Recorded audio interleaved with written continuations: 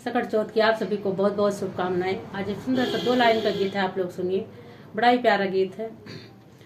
चौथ के चंदा माई आओ रहू परे आओ, आओ रहू नीचे आओ, नदिया किनारे आओ, हो चंदा आओ नयंगना हमारे पूजन तोरा करबई हो।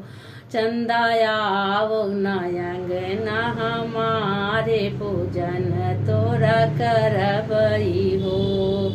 चंदा आओ नयंगना हमारे ललन हमरा खेली हैं हो।